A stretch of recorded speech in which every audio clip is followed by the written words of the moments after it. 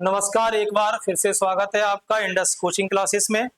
जैसा कि हम सारे लोग जानते हैं कि अब हम लोगों ने अपनी 2 क्लासों को अपने ही चैनल पे शुरू कर दिया और हमने आपको पिछली क्लास में बताया या हमने आपको इससे पहले भी बताया था कि अब आपके लिए आसानी होगी क्योंकि हाल ही में आपके एग्जाम जल्दी हैं। रेलवे ग्रुप डी, आबकारी पुलिस, यूपी पुलिस और एमपी पुलिस के साथ-साथ दिल्ली पुलिस। इसलिए बेटा आप हमेशा अब 7 से 8 एक क्लास पढ़ोगे जिसे हम हिस्ट्री के नाम से जानेंगे यानी जीके इतिहास, और दूसरा बेटा आप 8 से 9 पीएम पर पढ़ रहे होगे साइंस। सबसे खास बात यह है कि जो हिस्ट्री और साइंस हम पढ़ रहे हैं ये हाल ही में आए एमपी टेट के एग्जाम के लिए भी महत्वपूर्ण है और जिसमें से नाम दिया गया है social science and science. 20 number का सोशल है, 30 नंबर का साइंस है। इस मटेरियल को पढ़ के आप अपने 50 नंबर कवर कर सकते हैं। तो आने वाले समय में हम किसी की भी तैयारी कर रहे हैं बेझिझक बिंदास तरीके से पढ़ेंगे अपनी क्लास करते शुरू। लास्ट की क्लासों में हमने कई बार बहुत सारी बातें पढ़ी। सर इतिहास क्या है, हिस्ट्री क्या है, क्या होता है, तो हम लोग पढ़ चुके थे। 3 शब्दों से मिलकर बना होता है इति प्लस हा प्लस आस, और इसी को बोलते हैं इतिहास। इतिहास क्या है तो पता चला इति का मतलब ऐसा ही, आस का मतलब निश्चित रूप से, और हा का मतलब यानी था ऐसा, निश्चित था, अतीत में घटी ऐसी डेफिनेट या निश्चित घटनाओं को इतिहास कहा जाता है। जब हम भारत के इतिहास को शुरुआत करते हैं तो हम लोगों ने देखा कि सर हमने इस भारतीय इतिहास को कितने फेज में डिवाइड कर रखा था, तो पता चला 3। तो हम लोगों ने बेटा भारतीय इतिहास को 3 भागों में या 3 फेजों में डिवाइड किया, और जब 3 फेजों में डिवाइड किया तो एक हिस्सा लगा बेटा कौन सा, प्राचीन भारत का इतिहास, इसी को एंशिएंट हिस्ट्री कहते हैं। दूसरा जो हिस्सा बना उसे क्या बोला बेटा, मध्यकालीन भारत का इतिहास, जिसे बेटा मिडिवल हिस्ट्री के नाम से जानते हैं। और तीसरा जो हिस्सा बना वही क्या बना बेटा, तो हम लोग कहेंगे सर आधुनिक भारत का इतिहास। और जो बेटा आधुनिक भारत का इतिहास बना यही बना मॉडर्न हिस्ट्री। हम लोगों के मन में सिर्फ एक डाउट था कि सर भारत के इतिहास को 3 भागों में क्यों बांटा। हम चाहते तो एक ही भारत का इतिहास बनाते। जैसे फॉर एग्जाम्पल हम बात करें, भारत का एक संविधान है, भारत का एक भूगोल है, ऐसे भारत का एक इतिहास भी हो सकता था। 3 ही भाग क्यों हैं, 3 से ज्यादा और कम क्यों नहीं। तो हमने कहा कंसेप्ट को समझने की कोशिश करो। प्राचीन भारत का इतिहास क्या था, तो हम लोगों ने पढ़ा इतिहास का वह हिस्सा जहां पर जितने भी शासक हुए, जितने भी बेटा क्या हुए, तो हम लोग कहेंगे सर रूलर हुए, जितने भी शासक हुए, ये सारे के सारे शासक कौन थे, तो हम लोग कहेंगे सर भारतीय। बेटा मध्यकालीन भारत का इतिहास क्या था, तो हम लोग कहेंगे सर जितने भी शासक हुए वो सारे के सारे शासक कौन थे, तो हम लोग कहेंगे सर मुस्लिम। और बेटा आधुनिक भारत का इतिहास क्या था, तो हम लोगों ने कहा सर यहाँ जितने भी शासक हुए या जितने भी रूलर हुए वो सारे के सारे कौन थे, तो हम लोग कहेंगे सर अंग्रेज। वो सारे के सारे कौन थे, सॉरी यूरोपीय कंपनी। तो बड़ा सिंपल सी बात है कि हमारे भारत को 3 प्रकार के लोगों ने रूल किया है, 3 प्रकार के लोगों ने शासन किया, इसीलिए भारतीय इतिहास को कितने फेज में रखा गया, तो हम लोग कहेंगे 3। प्राचीन, मध्यकाल और भारत। हम सारे लोग जानते हैं कि हम प्राचीन भारत के इतिहास में जिसे चाहे पढ़े, बिम्बिसार से लेके अजातशत्रु, उदयी, नागदशक, कालाशोक, शिशुनाग, नंदीवर्धन, महापद्मानंद, धनानंद, चंद्रगुप्त मौर्य, चाणक्य, वो सॉरी चंद्रगुप्त मौर्य, बिंदुसार, सम्राट अशोक या उनकी 10 पीढ़ी, दशरथ, कुणाल, शाली, शूसक, संप्रति, इंद्रधनुष या बृहद्रथ।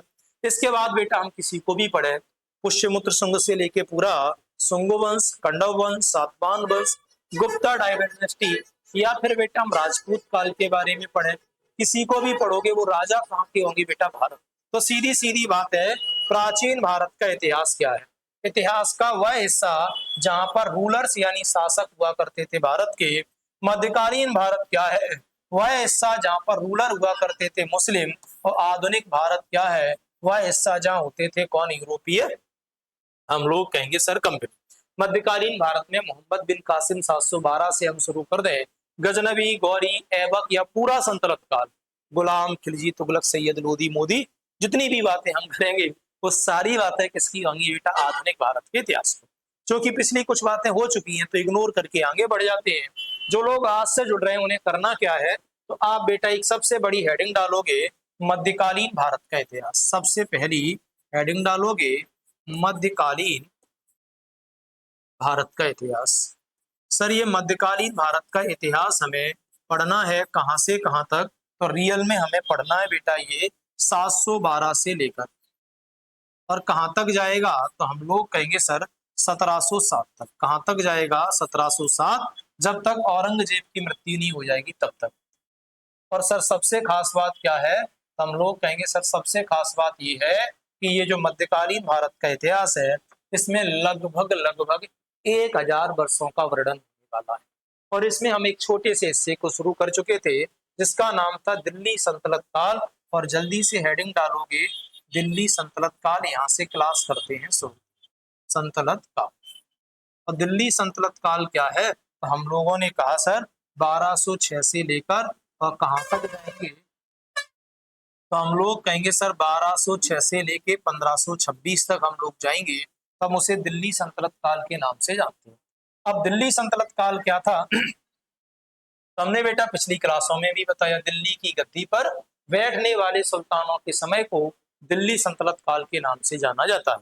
सर ये अचानक दिल्ली सल्तनत काल कैसे आया? तो लास्ट हम लोगों ने पढ़ा कि भारत पर पहला मुस्लिम आक्रमण करने आता है जिसका नाम क्या होता है बेटा? कासिम।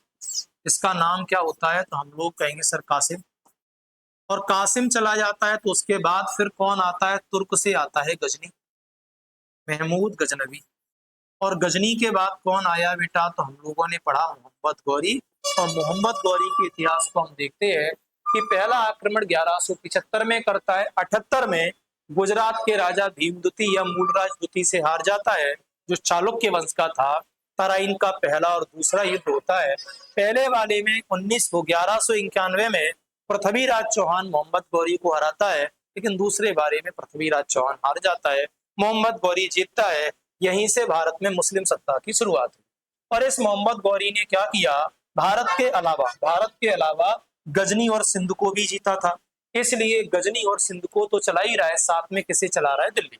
इस मोहम्मद गौरी के बेटा मूल 4 गुलाम हुआ करते थे, और उन 4 गुलामों में से 3 गुलामों को राजा बनाया। या हम लोग कहेंगे गौरी ने क्या किया? अपने 3 गुलामों को बना दिया शासक। इन 3 गुलामों की अगर बेटा हम लोग बात करेंगे तो फिर वो कौन था? तो एक बेटा दिल्ली नाम की जगह थी, और दिल्ली के बाद बेटा दूसरा कहाँ का मूल शासन है? तो हम लोग कहेंगे सर सिंध। और सिंध के बाद शासन कहाँ का होने वाला है बेटा? गजनी, सॉरी, हाँ।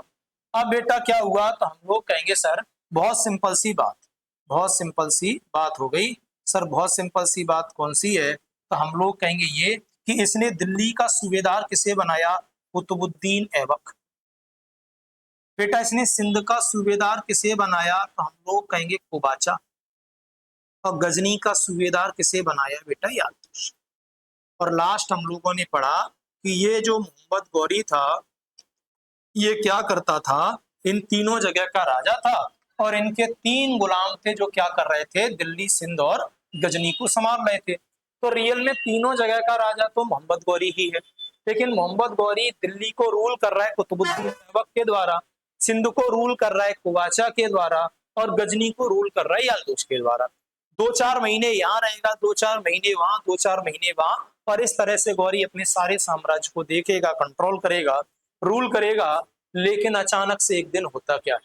1206 में जब गौरी जा रहा था तो 1206 में ही इस गौरी की हत्या कर दी गई खोखर जाति के विद्रोह के द्वारा। और खोखर जाति के विद्रोह में जब 1206 में मोहम्मद गौरी मरा तो हम लोगों ने देखा कि सर इस मोहम्मद गौरी के कोई पुत्र था नहीं, इसलिए इनका जो गुलाम जहां का सूबेदार था वो वहां का राजा बन गया।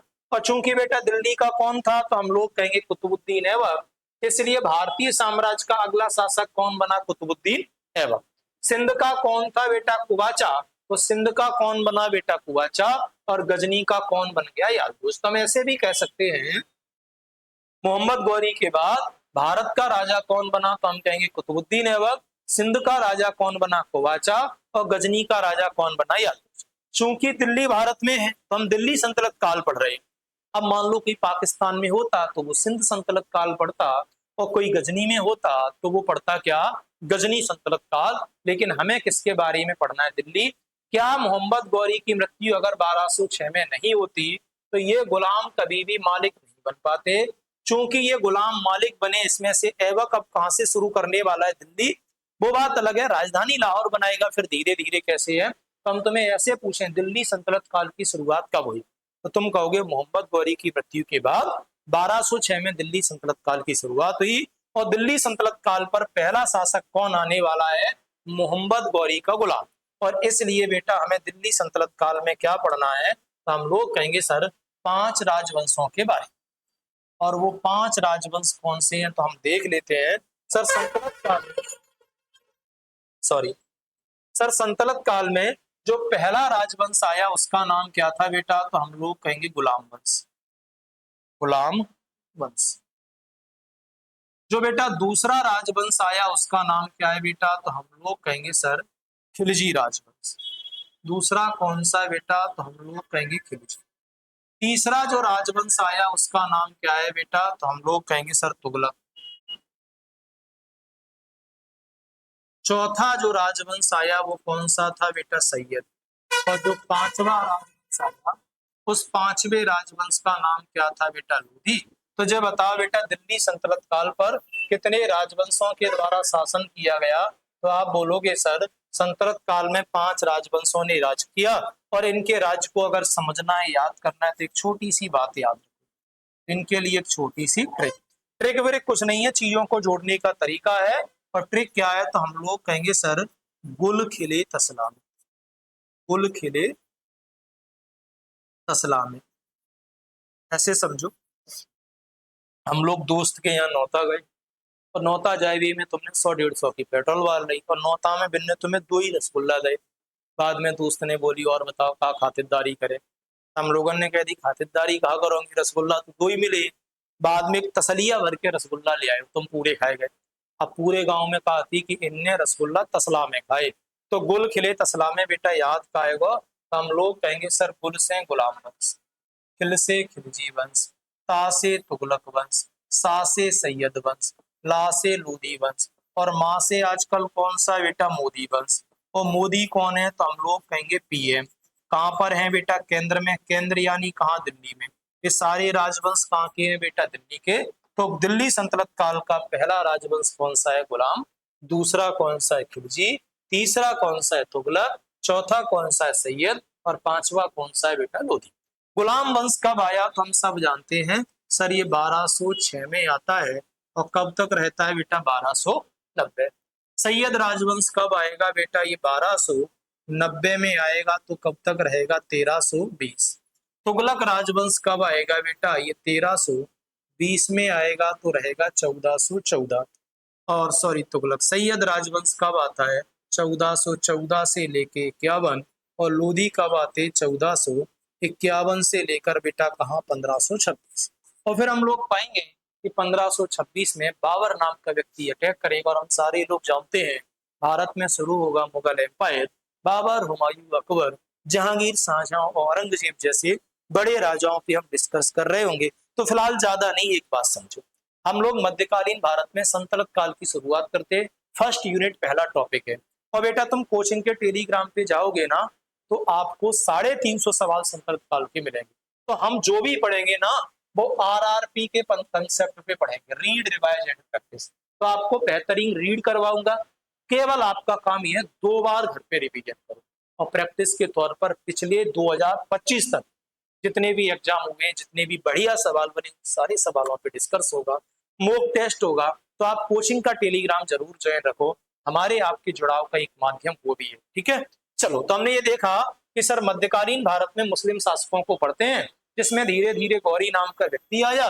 गौरी ने 3 जगह पर अलग अलग लोगों के द्वारा शासन किया। 1206 में जैसे ही गौरी मरता है तो दिल्ली की गद्दी का सूबेदार कुतुबुद्दीन ऐबक था। इसीलिए हमने शुरू किया दिल्ली सल्तनत काल।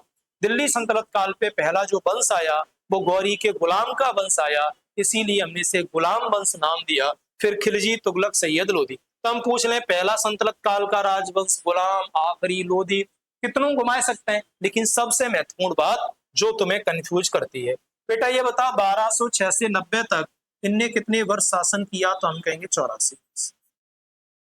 बेटा 90 से 20 तक कितने वर्ष शासन किया बेटा? 30 वर्ष। और बेटा ये कितना है? तो हम लोग कहेंगे 1414 कितने वर्ष शासन किया? 94 वर्ष। और बेटा ये 51 तक कितने वर्ष शासन किया बेटा? 37 वर्ष। और ये बेटा कितने वर्ष शासन करते हैं? 75 वर्ष। क्या हम ये आराम से कह सकते हैं दिल्ली सल्तनत काल में सबसे अधिक समय का राजवंश कौन सा है? तो हम लोग कहेंगे सर सबसे अधिक समय का जो राजवंश है वो कौन सा है? तुगलक वंश। और सबसे कम समय का राजवंश कौन सा है? तो हम कहेंगे कम समय का राजवंश है सर खिलजी वंश। तो चलो यहाँ से हम लोग करते शुरू। दिल्ली सल्तनत काल पे कितने राजवंशों ने राज किया? तो हम लोग कहेंगे सर 5 राजवंशों ने, गुलाम, खिलजी, तुगलक, सैयद एंड लोधी। ऐसे ही आप टेबल बना लो, स्क्रीनशॉट लेना है तो स्क्रीनशॉट ले लो, और हम अपनी क्लास को बेटा करते हैं शुरू। ठीक है, रोज हम 7 से 8 पढ़ रहे होंगे, कहीं कोई समस्या वाली बात नहीं है। आप लोग चाहोगे तो टेलीग्राम पर बेटा आपको क्या मिल जाएंगे? तो हम लोग कहेंगे नोट्स। तो आप वहां से नोट्स भी देख सकते हो जहां पर आपको अच्छी लैंग्वेज और बड़ी भाषा में सवाल मिले। ठीक है, तो चलिए यहाँ तक आपने लिख लिया। अब यहाँ से शुरुआत करते हैं, हेडिंग डालेंगे बेटा गुलाम वंश, गुलामा डायनेस्टी।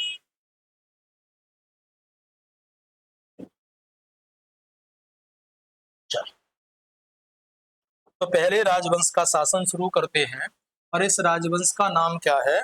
तो हम लोग कहेंगे सर गुलाम वंश। तो नाम हुआ सर गुलाम वंश। सर ये जो गुलाम वंश है इसकी सबसे खास बात क्या है? तो हम लोग कहेंगे शुरुआत 1206 में होती है, और कहां तक जाता है? तो हम लोग कहेंगे सर 1290। कहां तक जाता है? 1290। अब देखो सबसे खास बात क्या है? तो खास बात यह है इसके अन्य नाम। पहली बात तो ये है सर संस्थापक कौन है या स्थापना किसने की? तो बेटा गुलाम वंश की जो स्थापना की है, स्थापना वो की किसने? कुतुबुद्दीन ऐबक ने। कुतुबुद्दीन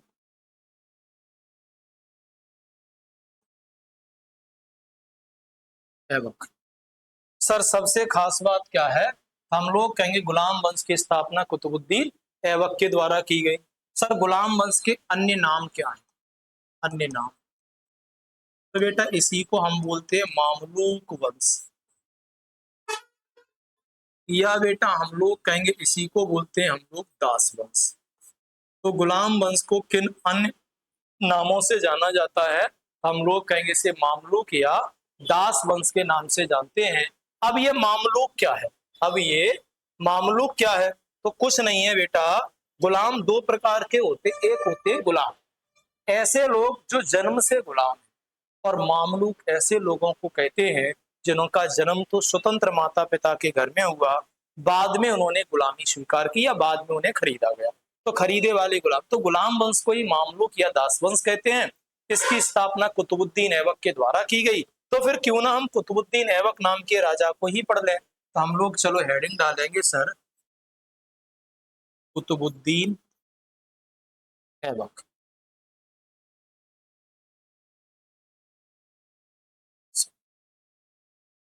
कुतुबुद्दीन ऐबक। और ये कुतुबुद्दीन ऐबक राजा कब बना? हम लोग कहेंगे सर 1206 से लेके 1210। 1206 से लेके कहां तक बना बेटा? तो हम लोग कहेंगे सर 1210 तक। चलो शुरुआत करते हैं। सर कुतुबुद्दीन ऐबक कौन था? तो हम सारे लोग जानते हैं, गौरी का गुलाम। और जैसी तरह इनके दूसरे युद्ध को 1192 में कुतुबुद्दीन ऐबक के मालिक मोहम्मद गौरी के द्वारा जीता जाता है, तो मोहम्मद गौरी इसे दिल्ली का राज्यपाल, दिल्ली का गवर्नर बना देता है। और ये बेटा दिल्ली का राज्यपाल कब रहा? 1192-93 से लेके 1206। तो कम से कम इसके बारे में ऐसे कह सकते हैं, पहली बात तो ये है कि यह सर 1192 से लेके 1206 तक कौन रहा? तो हम लोग कहेंगे दिल्ली का सूबेदार। दिल्ली का सूबेदार रहा। कौन रहा बेटा? तो हम लोग कह देंगे दिल्ली का सूबेदार। जब ये बेटा दिल्ली का सूबेदार था तो इसने कई काम करवाए, और दिल्ली में जितने भी काम हुए हैं दिल्ली के सूबेदार के रूप में, जब ये सूबेदार था तो दिल्ली में कुतुब मीनार की नींव डाली, जिसे आगे चल के इल्तुतमिश नाम का राजा पूरा करेगा। जो इसका दामाद और गुलाम दोनों ही होता है। हम सारे लोग जानते हैं कुतुब मीनार दुनिया की सबसे ऊंची मीनार है, जो लगभग 73 मीटर की ऊंची है, और 1 मीटर में 3.2 फीट होते हैं, समथिंग समथिंग 240 फीट के बराबर जाएगी। दिल्ली में इसने कुतुब उल इस्लाम मस्जिद बनवाई, जो उत्तर भारत की पहली मस्जिद, लेकिन भारत में पहली मस्जिद व्यापारियों के द्वारा बनवाई गई। अभी हम बात करेंगे कहाँ बनवाई गई, तो हम लोग कहेंगे सर केरल में, और ये बहुत पहले की बात है। इसके बाद सर क्या हुआ, तो एक दिन धीरे, क्योंकि कुतुबुद्दीन ऐबक किस किसके साम्राज्य को संभाल रहा है, तो हम लोग कहेंगे पृथ्वीराज चौहान, क्योंकि गौरी ने पृथ्वीराज चौहान को हराया था, इसीलिए चौहान राजस्थान और दिल्ली दोनों के राजा थे। कहा जाता है एक बार ये शिकार खेलते खेलते अजमेर पहुंचा, और वहां चौहान वंश के विशलदेव सिंह चौहान ने एक विद्यालय बनवाया, सरस्वती मंदिर, और जब बेटा वहां पहुंचा, नमाज पढ़ा तो हाथ पे पानी आए, तो बाद में उस बिल्डिंग को तोड़वा कर 2.5 दिन में काम पूरा करवा दिया, और इसी का नाम हुआ 2.5 दिन का झोपड़ा नाम का मस्जिद। तो कुतुबुद्दीन ऐबक ने क्या क्या करवाया है, इस वाली बात को लिख देते हैं, तो लिखेंगे दिल्ली में कुतुब मीनार की नींव डाली। तो बेटा दिल्ली में कुतुब मीनार की नींव किसके द्वारा डाली गई, कुतुबुद्दीन ऐबक के द्वारा। दूसरा काम क्या करवाया, तो कहेंगे सर दिल्ली में कुतुब उल इस्लाम मस्जिद बनवाई, कुतुब उल इस्लाम मस्जिद बनवाई। अभी हम इसे नोट में लिखाएंगे, बनवाई। ये बेटा उत्तर भारत या दिल्ली की पहली मस्जिद, और इसने क्या किया, तो हम लोग कहेंगे सर अजमेर में 2.5 दिन का झोंपड़ा, 2.5 दिन झोंपड़ा मस्जिद बनवाई। चलो इतने सारे काम बनवाई, किसने बेटा, कुतुबुद्दीन ऐबक। कुतुबुद्दीन ऐबक चूंकि होता यह है, इनका जन्म एक स्वतंत्र माता पिता के घर में होता है। शुरुआत में इनके माता पिता एक सूफी संत कुकी के हाथों इन्हें भेज देते हैं। जब वो कुरान पढ़ते थे तो ये सुनता था, छोटे में इसने कुरान को बेटा कंठस्थ कर लिया, इसलिए हम इसे कुरान खा के नाम से भी जानते हैं। इसे हातिम दुती और लाख बख्श भी कहा जाता है। तो कुतुबुद्दीन ऐबक को कितने अन्य नामों से जानते हैं, तो हम लोग कह सकते हैं इसे 3 नामों से जानते हैं। सर इसे क्या कहते, तो कहेंगे इसे कुरान खां, कौमा हातिम दुती, कौमा लाख बख्श कहते हैं। इसे कितने नामों से जानते हैं, कुरान खां, हातिम दुती और लाख बख्श के नाम से जानते हैं। किसे जानते हैं, तो हम लोग कहेंगे सर कुतुबुद्दीन ऐबक। अब हुआ क्या, अभी हमने देखा कि कुतुबुद्दीन ऐबक के साथ साथ कई लोग राजा बने, और उन कई लोगों में एक व्यक्ति था जिसका नाम था कुवाचा, और एक व्यक्ति था जिसका नाम था बेटा यादूज। अब हुआ ये कि एक दिन कुवाचा और यादूज ये दोनों ही प्लान बना लेता है क्या, कि भैया दिल्ली सबसे ज्यादा पैसे वाला शहर था, तो फिर हम अगर लेंगे, हम सारे गुलाम हैं, तो हम बढ़िया वाले नगर को लेंगे। भारत सोने का नगर है, सोने का देश है, सोने की चिड़िया है, और दोनों अटैक कर देते। कुतुबुद्दीन ऐबक दोनों को समझाता है कि निकम्मो शर्म करो, क्यों, क्योंकि हम क्या थे, मोहम्मद गौरी की मृत्यु के पहले एक गुलाम जो अपनी मर्जी से सांस नहीं ले सकता, और आज हम अपने ही लिए पैसों के लिए लड़ रहे। और बाद में इन्होंने क्या किया, इन दोनों के साथ वैवाहिक संबंध बनाए, और वैवाहिक संबंध से ही क्या किया, तो हम लोग कहेंगे इसने बेटा यहाँ पर अपने विद्रोह को दिखाया। इसमें इसने सिंध के राजा कुवाचा के साथ अपनी बहन का विवाह करवाया, और गजनी के राजा यादूज के साथ अपनी पुत्री का विवाह करवाया। यही एक कारण है जो आगे चल के थर्ड बैटल ऑफ तराइन के नाम से जानेंगे, या उसका रीजन बनेंगे। हम सारे लोग जानते हैं तराइन में 3 युद्ध लड़े जाएंगे, 91, 92 और 1215, तो उसका एक रीजन यहाँ से आएगा। तो क्या हम ये कह सकते हैं कि गौरी इतिहास का इकलौता राजा था जिसने अपने विद्रोह को वैवाहिक संबंधों से दबाया। हम कह सकते हैं ये पूरे इतिहास का इकलौता राजा है, विद्रोह वैवाहिक संबंध से दबाता है। और हम सब जानते हैं बिंबिसार इतिहास का पहला राजा था जिसने साम्राज्य को वैवाहिक संबंध से बढ़ाया। तो लिखेंगे एक एक बात नहीं छूटेंगे, सवाल छूट जाए पॉसिबल ही नहीं है बेटा। केवल आप बोर्ड पे लिखा है उसे कवर करते रहना, पेपर में सवाल नहीं छूट सकता। लिखेंगे यह इतिहास का इकलौता राजा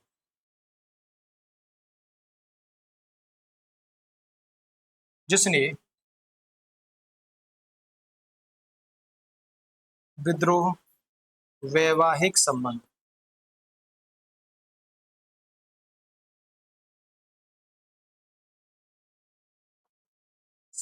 से दबाए। और चाहो तो ऐसे भी लिखना, कुवाचा आगे लिख देना बहन, यालदूज और आगे लिख देना बेटा पुत्री। और ये रीजन अभी नहीं समझ में आएगा, जब तुम इल्तुतमिश पढ़ोगे तो युद्ध के कारण बनेंगे, तब तुम कहोगे हाँ सर कि रियल में कंसेप्ट क्या चीज होती है, रीजन्स क्या चीज होते हैं, कहानी को जोड़ा कैसे। ठीक है, चल।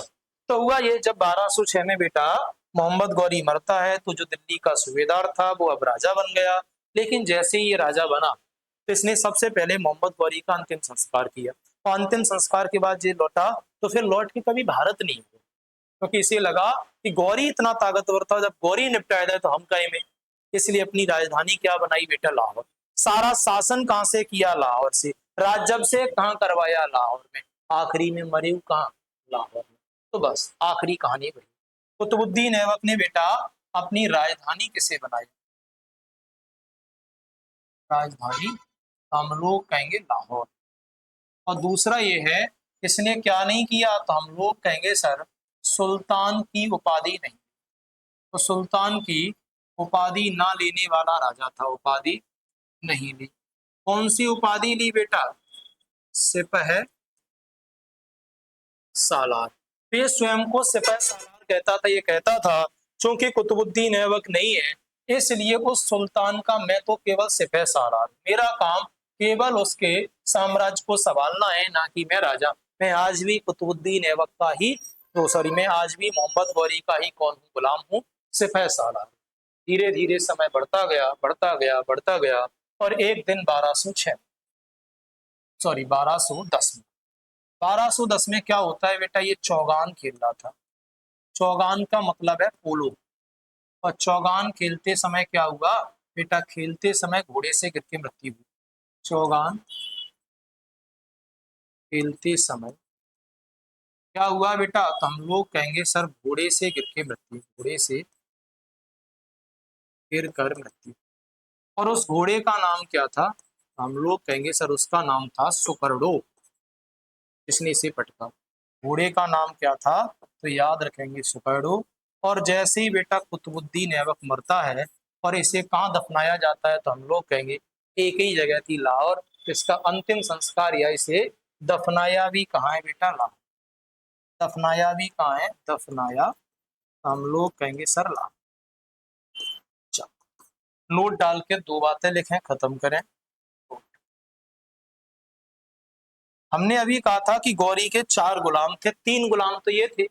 एक गुलाम था बख्तियार खिलजी, जिसने नालंदा विश्वविद्यालय ध्वस्त कराया, वो ऐबक का सहायक सेनापति था। तो इसी बात को हम लिख लेते हैं बस, और कुछ है ही नहीं, नोट डाल के लिखेंगे ऐबक का, ऐबक का सहायक सेनापति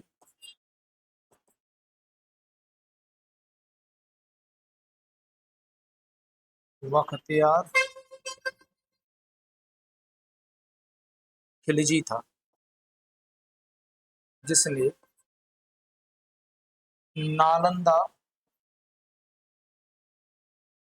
विश्वविद्यालय ध्वस्त किया। और हम सारे लोग जानते हैं इस नालंदा विश्वविद्यालय का निर्माण किसने करवाया था, तो कुमार गुप्त नाम के राजा। अब भारत की मस्जिद वाली बात रहेगी ना। पहली मस्जिद 629 से लेके 39 के बीच में अरब के व्यापारियों के द्वारा बनवाई गई, और केरल के मालाबार तट पे बनवाई गई, जिसका नाम था चेरा मन जुमा मस्जिद। क्या नाम था, चेरा मन जुमा। तो भारत की पहली मस्जिद दिल्ली में नहीं है जो इसने बनवाई, उससे कई साल पहले एक मस्जिद केरल के मालाबार तट पर व्यापारियों के द्वारा बनवाई गई, चलो अब हम लोग कहानी करते खत्म, और अब ध्यान से सुनेंगे अगली कहानी यहीं से, नए राजा की एंट्री। तो ये जो कुतुबुद्दीन ऐबक था ना, इस ऐबक के शासन में मूल योगदान 3 लोगों का था। सर ये 3 लोग कौन कौन थे, तो अब ध्यान से सुन। एक इसका लड़का था जिसका नाम था बेटा आराम शाह। क्या नाम था? आराम शाह। दूसरा कौन था? तो इसकी लड़की थी, नाम था शाह तुर्कान। और तीसरा एक गुलाम था जिसका नाम था इल्तुतमिश। और ये बेटा जो इल्तुतमिश नाम का व्यक्ति है, ये आगे चलकर क्या करता है, शाह तुर्कान से विवाह कर लेता है। और इस तरह ये गुलाम तो है ही, साथ में दामाद भी बन गया। और होता क्या है, ऐबक की मृत्यु के बाद राजा 1210 में आराम शाह बनता है, और 10 तक ही रहता है, क्योंकि 6 महीने तक ये शासन करता है। और ये इल्तुतमिश था बदायूं का सूबेदार, और इसने क्या किया बेटा, अटैक कर दिया किस पे, आराम शाह पे। और एक युद्ध लड़ा गया 1210 में, इसी को बोलते बेटा बैटल ऑफ रूड, या इसी को एक शब्द दिया गया है जूड़ का। और जूड़ के युद्ध में होता क्या है, इस आराम शाह नाम के व्यक्ति को हटाकर अगला राजा कौन बन जाता है, इल्तुतमिश। तो हेडिंग डालेंगे बेटा इल्तुतमिश। हेडिंग क्या डालेंगे, इल्तुतमिश। और अगला राजा कौन बना, तो हम लोग कहेंगे सर इल्तुतमिश बना। और इल्तुतमिश 1210 से लेके 1236 तक भारतीय इतिहास में एक सुनहरा काम करेगा, सुनहरा पन्ना छोड़ेगा। तो चलो सारी बातें होती हैं खत्म, आपको ये सारी बातें लिखनी है, याद करना है। तो आपको एक ट्रिक बताते हैं, वहां से काम चल जाएगा, याद हो जाएगा। तो चलो, इल्तुतमिश कौन था, सिर्फ एक बात को समझ जाओ, सर ये मोहम्मद गौरी का गुलाम। कौन था? और मोहम्मद गौरी इससे सारे काम करवाता था। तो इसी में ट्रिक की नई कहानी शुरू होती। ट्रिक क्यों है, तो याद रहे पूरी कहानी केवल एक लाइन में याद हो जाए। तो मोहम्मद गौरी ने एक बार ऐबक को बुलाया और इससे कहा कि गुलाम, क्योंकि ये गुलाम था, लोहे से चाकू व ढाल बना। सर याद क्या होगा, ध्यान से सुनना, सब कुछ याद हो जाएगा एक ही लाइन। सर सबसे पहले कौन है, गुलाम। हम लोग कहेंगे गुलाम वंश। गुलाम वंश क्या की बेटा, स्थापना। अच्छा जितने भी टर्म आएंगे या तो गुलाम वंश के होंगे, और या फिर राजा कौन होगा बेटा है। तो गुलाम वंश की स्थापना किसने की, हम लोग कहेंगे सर कुतुबुद्दीन ऐबक के द्वारा की गई। ठीक है। ला से क्या है बेटा, तो हम लोग कहेंगे लाख वक्ष। और हा से क्या है बेटा, तो हा दूसरे नंबर पे है तो हातिम, और दूसरा है तो हातिम द्वितीय। ये दोनों ही कौन है बेटा, उपनाम। अब किसके उपनाम है, तो हम कहेंगे कुतुबुद्दीन ऐबक के। तो लाख वक्ष और हातिम द्वितीय किसे कहते, कुतुबुद्दीन ऐबक को। और सा से बेटा क्या है, सुल्तान। सुल्तान क्या है, तो हम लोग कहेंगे सर उपाधि नहीं ली। सुल्तान की उपाधि किसने नहीं ली, कुतुबुद्दीन ऐबक ने। और सा से ही क्या है, सिपह सालार। किसकी उपाधि ले ली, सिपह सालार। चा से क्या है बेटा, तो हम लोग कहेंगे चौगान खेलते समय। चौगान को बोलते हैं पोलो, खेलते समय। सर चौगान खेलते समय क्या हुआ, तो हम लोग कहेंगे सर मृत्यु। और किसकी मृत्यु हुई, कुतुबुद्दीन ऐबक की। का से क्या है बेटा, तो हम लोग कहेंगे सर कुतुब मीनार। और दूसरा क्या था, तो हम लोग कहेंगे सर कुतुब उल इस्लाम मस्जिद। और इन दोनों का निर्माण क्या करवाया, तो हम लोग कहेंगे ऐबक निर्माण कराया। हालांकि हम सारे लोग जानते हैं कुतुब मीनार की नींव पहली मंजिल पर। आगे आ जाए बेटा, तो कर्ता ने कर्म को कर्ण से जोड़ने के लिए है। ढा से क्या है बेटा, तो हम लोग कहेंगे 2.5 दिन झोपड़ा। मस्जिद बनवाई, बनवाई। और ये मस्जिद कहाँ है बेटा, अजमेर। तो 2.5 दिन झोपड़ा मस्जिद किसने बनवाई, कुतुबुद्दीन ऐबक ने अजमेर में। और फारसी भाषा में क्या बोलते हैं, 2.5 दिन झोपड़ा मस्जिद। और बेटा ला से क्या है, तो हम लोग कहेंगे सर लाहौर। लाहौर में क्या है, सब कुछ लाहौर में सर क्या, तो हम लोग कहेंगे सर एक तो राजधानी, और दूसरा क्या है तो हम लोग कहेंगे मृत्यु। तो लाहौर में इसकी राजधानी या लाहौर में ही बेटा इसकी मृत्यु। बा से क्या है तो हम लोग कहेंगे व्यास नदी, और ना से क्या है तो हम लोग कहेंगे नहीं की बात, सॉरी क्या ही बोल रहे हैं। बा से क्या है बेटा बख्तियार खिलजी, यार खिलजी कौन था, सहायक सेनापति। और किसका सहायक सेनापति ऐबक का, और ना से हम कहेंगे नालंदा ध्वस्त। तो बेटा नालंदा ध्वस्त किसने किया, तो हम लोग कहेंगे सर कुतुबुद्दीन ऐबक के सहायक सेनापति बख्तियार खिलजी। अगली एक लाइन में सब कुछ। पहला है गुलाम वंश की स्थापना कुतुबुद्दीन ऐबक। लाख बख्श हातिम दुती किसके नाम से जानते हैं, किसे जानते हैं, तो हम लोग कहेंगे कुतुबुद्दीन ऐबक। सुल्तान की उपाधि नहीं ली कुतुबुद्दीन ऐबक। चौगान खेलते समय मृत्यु कुतुबुद्दीन ऐबक। कुतुब मीनार कुतुबुल इस्लाम मस्जिद बनवाई कुतुबुद्दीन ऐबक। अढ़ाई दिन का झोंपड़ा मस्जिद बनवाई कुतुबुद्दीन ऐबक। लाहौर राजधानी मृत्यु किसकी, कुतुबुद्दीन ऐबक की। वासे बख्तियार खिलजी सहायक सेनापति किसका, कुतुबुद्दीन ऐबक। और नालंदा विश्वविद्यालय ध्वस्त किया किसने, तो कुतुबुद्दीन के सहायक सेनापति बख्तियार खिलजी ने। सारी कहानी हो गई। मिलते हैं कल हम इल्तुतमिश से, और अकल की शुरुआत कहाँ से होगी, हम लोग कहेंगे सर इल्तुतमिश। तो जल्दी से इसे देख लो, लिख लो और अपनी